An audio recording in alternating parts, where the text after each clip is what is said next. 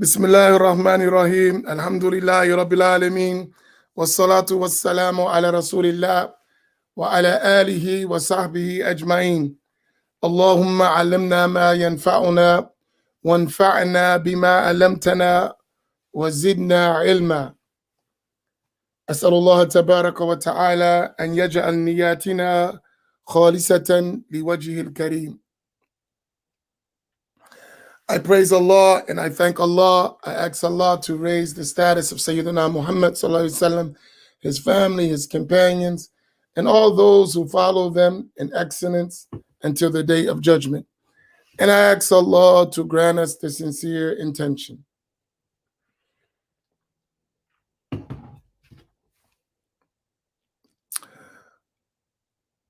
Yesterday, we talked about the reasons or the causes of scholarly differences of opinion within one particular madhab. And we talked about it is because the ranks of the scholars or the levels of the scholars within a particular school. So we talked about basically 4 levels. We talked about the level, this is after the imam of the madhab. So the mujtahid mutlaq is the absolute mujtahid, who's the imam like a Shafi or Abu Hanifa or Malik or Ahmed radiyallahu ta'ala anhum.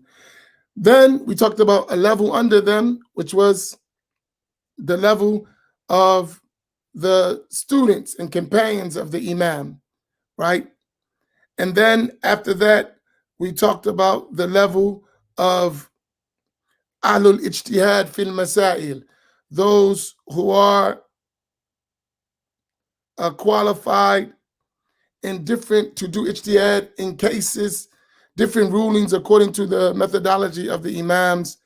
Then we talked about Ahlul Taqrij, those who examine the various positions of the school and discuss them. And then we talked about Ahlul Tarjih, those who weigh the sound positions in the school. So at each one of those levels, you're going to have different approaches, and therefore sometimes you have scholarly differences. And we talked about that. And we also mentioned the statement of the scholars that they considered it essential or obligatory to follow the strongest opinion in the school when one knows it, right? And then they mention in the Shafi'i school what is the strongest position. Today, we want to talk about following a different school, right? And rules related to that. So we talk about the differences within the school. Now we want to talk about when do I follow another school and what needs to be known when I'm following a school other than my own. So we're on page 871, W14. Please make dua for all of our brothers and sisters who are sick and that Allah gives them good health. Please recite Al-Fatiha for them. Al-Fatiha.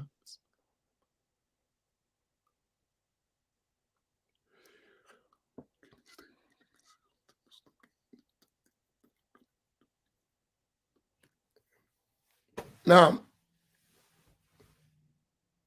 and I hope each of us, we keep dua for our reader, for her family, for her time, for her efforts, that Allah continues to grant her success, to keep her in well-being, because we are benefiting a lot from her reading and aiding and teaching this knowledge with us, and we greatly appreciate it. And all of us, inshallah, let us keep her in our dua, right? Because she's just as dedicated, if not more than me. She's working every day just like me. So may Allah reward her greatly, immensely.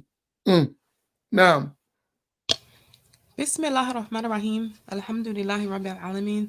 Wa salatu wa salamu ala Rasulullah. The author, may Allah Ta'ala have mercy on him, said, W14, following another Imam in legal rulings. Ibn Hajar Haytami. There are a number of states one may have in following the legal positions of an imam other than one's own. Among them, number one. So this is what is found in the books of Usul al-Fiqh, right?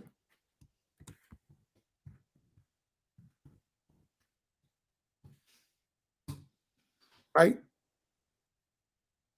Usul al-Fiqh is the fundamentals of Islamic jurisprudence. So in the books of Usul, you're going to find this about following madhabs and how these things work, right? And why you need to follow a madhab and all that. So this is not in the book of fiqh. This is known in books of Usul al-Fiqh. Now,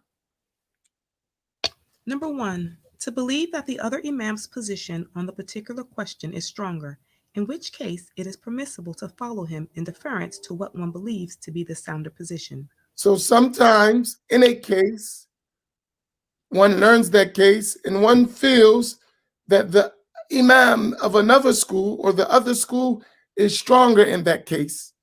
In this case, you can follow it because you believe it's the most sound position, and there is no objection to that, right? Now, that's for the person who knows the different opinions and the whys. Number two, to believe that the position of one's own imam is stronger, or not to know which imam has the stronger position on the question, in both of which cases it is permissible to follow the position of the other imam, whether or not one thereby intends to take the way that is religiously more precautionary, as discussed earlier at C 6.5, in which case it is not offensive, though it is a mere stratagem that is not intended as such. Per the narrator, i.e., not intended as being religiously more precautionary. It is offensive.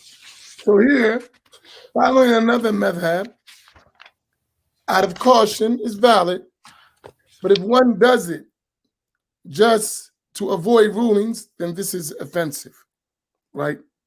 Trying to get out of something, mixing madhabs, this is offensive. Number three, to intend by following the other imam to take a dispensation when there is a need for it. Comment by Sheikh Nuh Ali Salman, such as a Shafi circumambulating the Kaaba at a crowded Hajj, as discussed at J 5.16, Section B, who follows the position of Abu Hanifa that touching a woman does not nullify one's ablution, in which case it is permissible to follow the other imam, unless one believes both that the position of one's own imam is stronger and that it is obligatory to follow the more knowledgeable of the two. So you have what is called a ruqsa,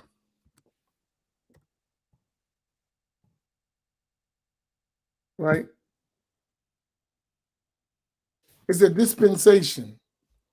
So in other words, you follow a lesser ruling, meaning the strength of the ruling, because of a necessity that doesn't allow you to follow the stricter ruling, right? This is permissible. And you're going to find everyone's going to take dispensations from another madhab in some cases, right? You're going to find within a school, it may be difficult to do something, so you have to follow another school. But when you follow the other school, you have to learn the rules of that school and that issue. Now,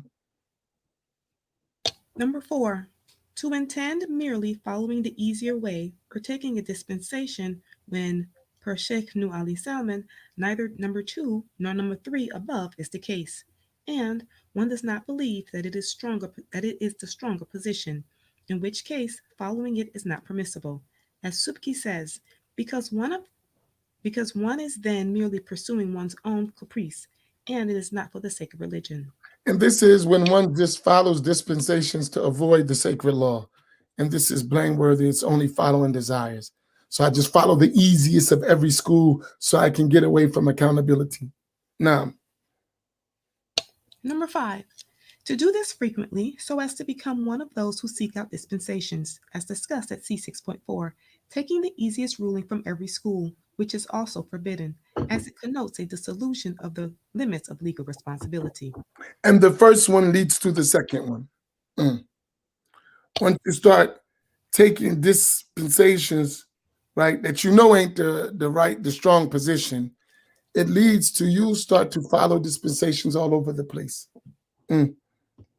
Number 6, to assemble by such a procedure a single composite act that is unacceptable by the consensus of scholars, as defined at B7, which is impermissible, such as when a Shafi follows Imam Malik in considering dogs to be physically pure, but only wipes part of his head when performing ablution, wudu. For in such case his prayer is not considered valid by Malik, because he has not wiped his whole head, nor yet by Shafi, because of the physical impurities of dogs. Per Nu Ali Salman, though it is unobjectable to piece together such a composite act by way of following the scholarly evidences supporting each part, if one is qualified to appreciate them, as defined at O22.1 Section D, since then one has become a mujtahid. So that is called talfiq, which one mixes in between schools in such a way that none of the schools deem that act of worship valid, right? Right? So that is called talfiq, and this is not permissible. Now, if one is a mujtahid, then one has to follow the evidences that one knows to be correct. But since we're not mujtahidun, we're not at that level, then we have to follow qualified scholarship. Go ahead. Number 7, or to follow one's original imam in doing an act whose consequences are still in effect when one subsequently intends to follow another imam, despite the continued existence of the first act's consequences, such as a Hanafi who, by right of being a neighbor, acquires a piece of land by preempting a neighbor's sale of it to another. Shufa, defined K21. Per Nu Ali Salman, since one of the purposes that permit preemption in the Hanafi school is to prevent property adjacent to one's own from being acquired by an objectable neighbor, per the narrator, though the Shafi school does not allow preemption for such a reason, but when a second neighbor for the same reason preempts the Hanafi's taking possession of the land, the Hanafi refuses to allow the second preemption on the pretext that he now follows the Shafi school on the question, which is not permissible because it confirms that he is mistaken, either by following the first opinion or by following the second, while he is but a single responsible individual. No. So from this, we learn the different cases where you would follow another madhab. So from this, you also know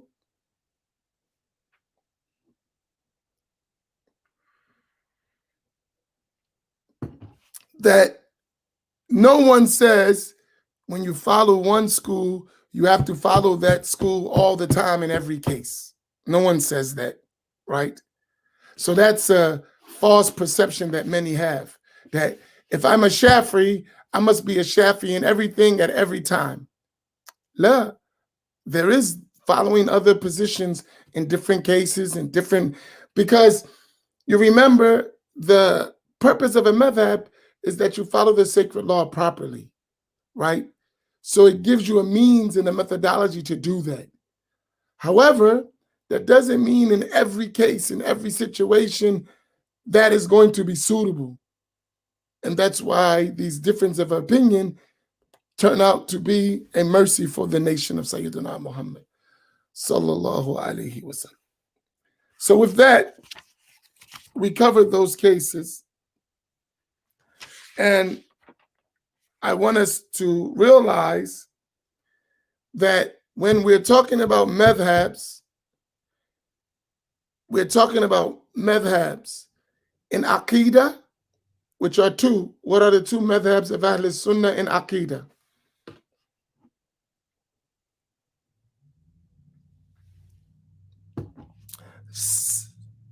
What are the two?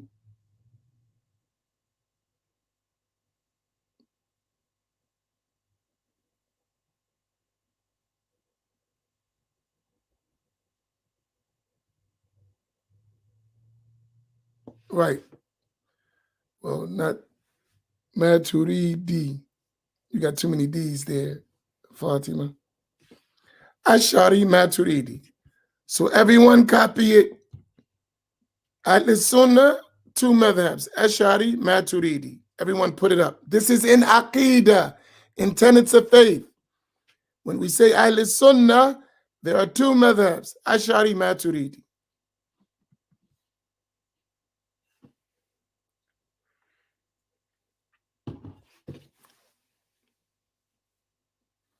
Ash'ari, Maturidi. That's what the majority of Muslims, scholars, and laymen follow. They're either Ash'ari or Maturidi. That's the majority of this nation.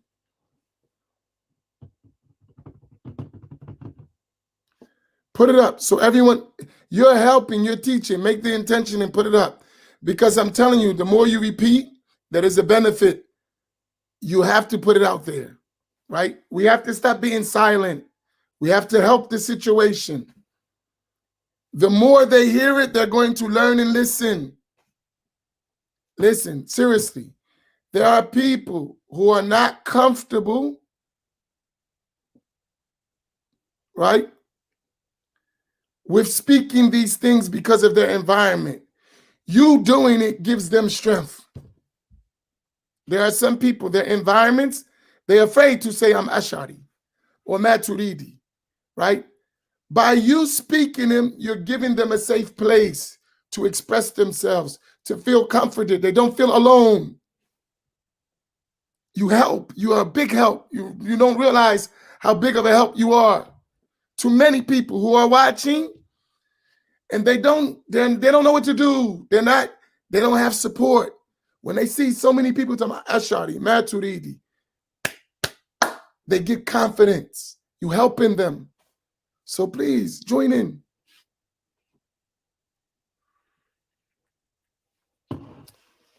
Everything has a strategy, even though it looks scattered. Scattered thoughts have a purpose and an intent, an objective.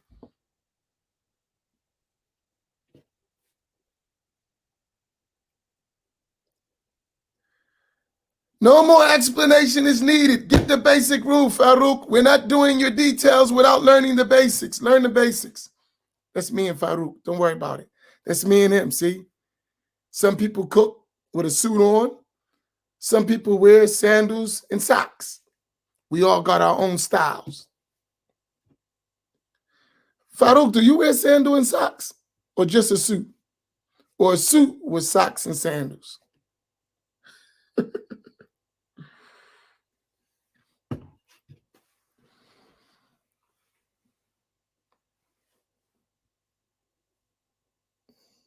That's right, Fatima. We wear socks and sandals. We win.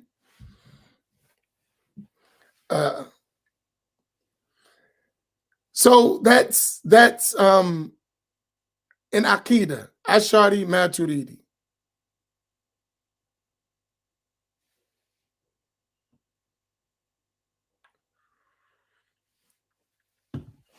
So that's in Aqidah. Now in Al-Fiqh, Al-Sunnah are the four main schools: Hanafi, Maliki, Shafi, Hanbali. In fiqh, Al-Sunnah are Hanafi, Maliki, Shafi, Hanbali. Put it up. In fiqh, Al-Sunnah are Hanafi, Maliki, Shafi, Hanbali. And the common people must follow one of those four schools. So put it up. People will know. If you want to remove misconceptions, you got to establish the truth. You have to put it out there. No more hiding. We out front. Or what do they say? We outside. Crazy. We outside. Al-Sunnah is outside. Am I using that correctly?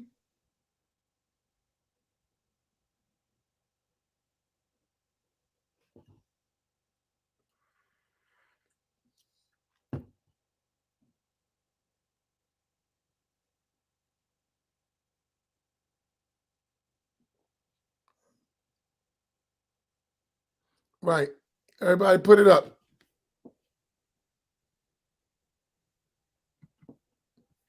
There you go. Oh boy, here go Khadijah. Look at this. Maliki.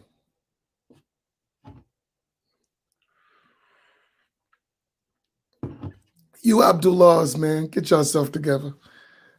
Right? So the four schools, that's in fiqh. Right? So in Aqidah, you're either Ash'ari and Maturidi. In fiqh, you follow one of the four schools. Hanafi, Maliki, Shafi, or Hanbali.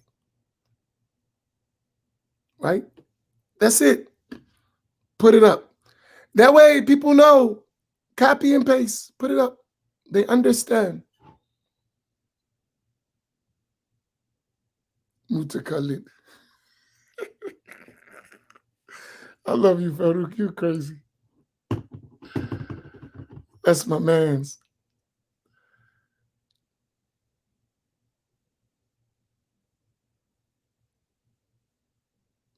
No, Farouk Dawood, not Ash'ari. Ash'ari is Aqidah.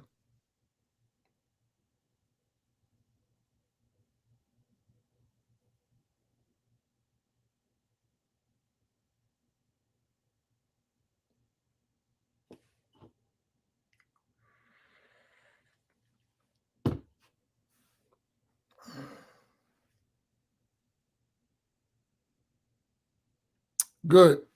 Okay. And then lastly, we are people of Tasawwuf. Lastly, Al-Sunnah.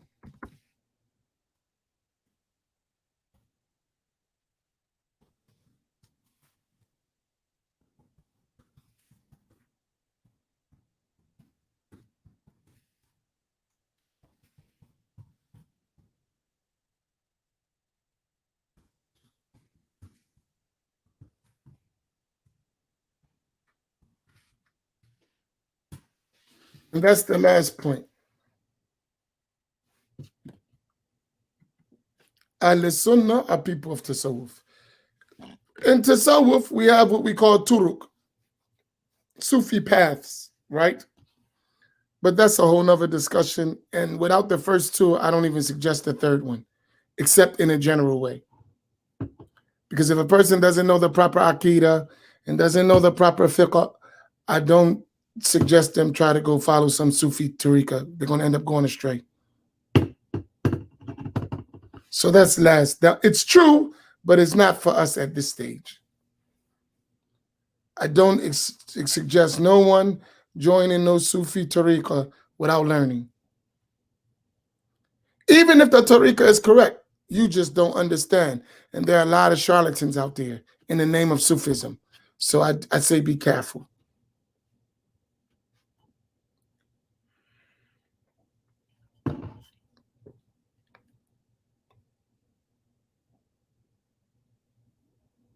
So is this clear? Oh my goodness.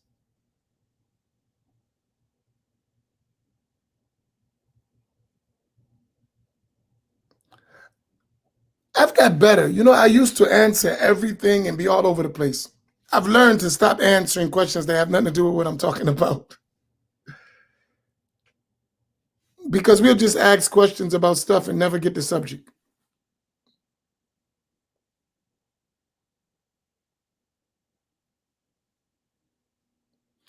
Tell you, any questions related to the subject, go ahead. I'll take 2 or 3 related to the subject. So if it ain't related to the subject, and if it's details that you're getting that's above the subject, then I'm going to pass on answering it. Let's stay to what is important.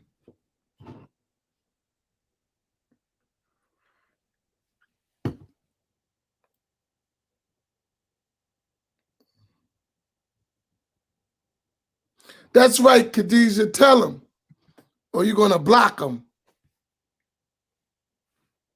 Only questions related to the subject.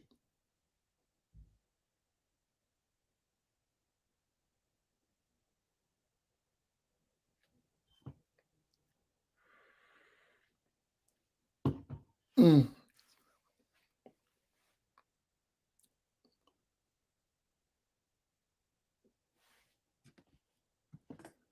Do those that adhere to Maturidi Aqidah follow a madhab other than Hanafi fiqh? Usually not.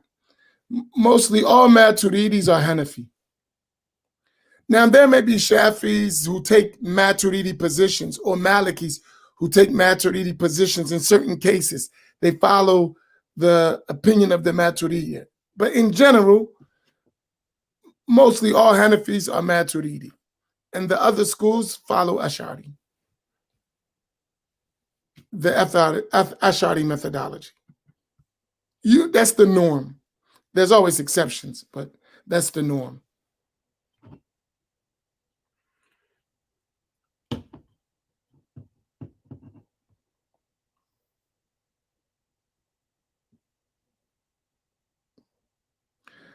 Akil Fad, man, we got to join you up with the Black Man's Roundtable. Why you keep hiding, brother? Tonight's your night.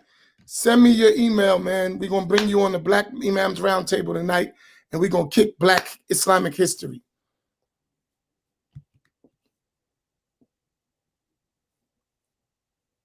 You heard me, brother? You invited. You can take Imam Naeem's place for tonight. He's traveling. So let's make dua that Imam Naeem has a safe journey wherever he's going. I don't know to put his stuff out. My name ain't Khadijah. Just make dua that he has a safe trip. May Allah give him a safe trip, inshallah.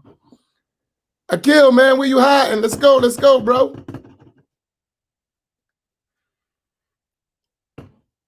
Don't say I got to work for Mr. Charlie either. Quit. We need you on the Black Imams Roundtable.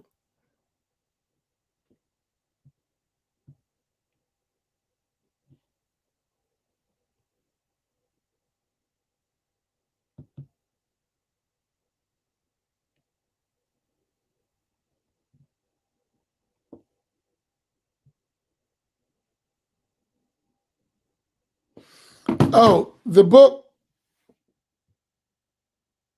You ain't answered my question, Akil. We ain't talking about just the Imam. Black Imams Roundtable. Tonight, the history and discussion on African Americans in America and Islam. Ain't I real pushy? I just send you a message out. Don't act like you ain't get it. Oh, I have to work. Take off. You got vacation days. I'm beginning to think you're scared of all this heat. I don't want to be associated with you, Imam Amin. Nah, I'm not. So our next book, which will be starting Saturday, we have more in stock. So please make your order because we're getting ready to start.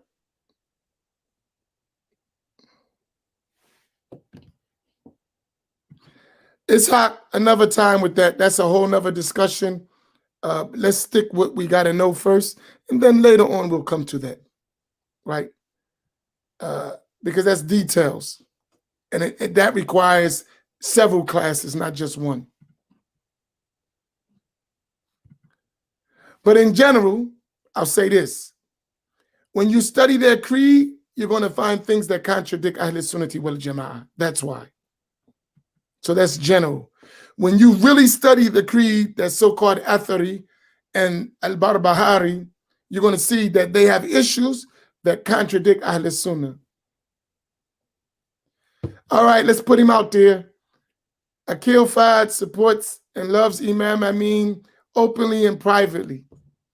And Imam Amin loves Akil Fad publicly and privately. Now, when you're coming on a round table and show your love openly.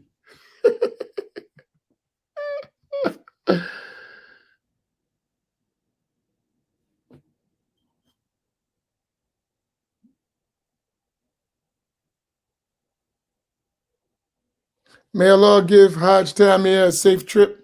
Returning home, it was a pleasure being with him. May Allah make you return home safe, inshallah. Tayyib, don't worry, I love y'all too. That's why I spend every day with y'all. I like y'all.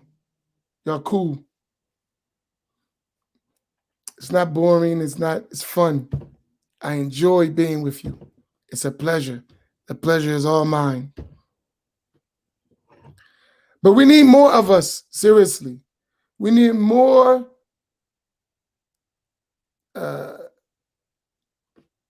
open, public, Sunni teachers every day out there online. We need more. It's not enough of us. Like with no apology, straight up, out there. Especially among African Americans. Friday and Saturday. All right, we're going to have a special one. A special one, Akil, inshallah. We're going to make a special round table for you on one Friday or Saturday. Late night edition. Maybe we'll do a late night because of Sheikh Waleed's class.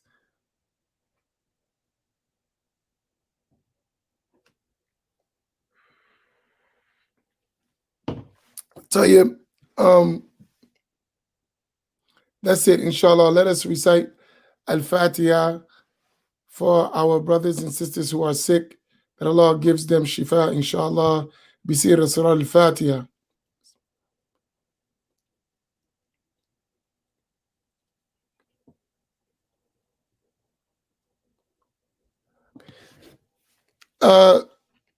Tonight at 6, we will continue in our reading of the book Ahl-Sunnah, the Ash'aris, inshallah, which is, where's the book?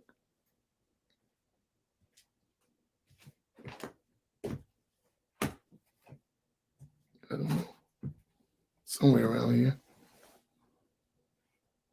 So that's the book we will be reading, inshallah. Please keep us all in your dua. May Allah reward you, inshallah. Reader, if you give me a second when we hang up, inshallah. Barakallahu feekum. Assalamu alaikum.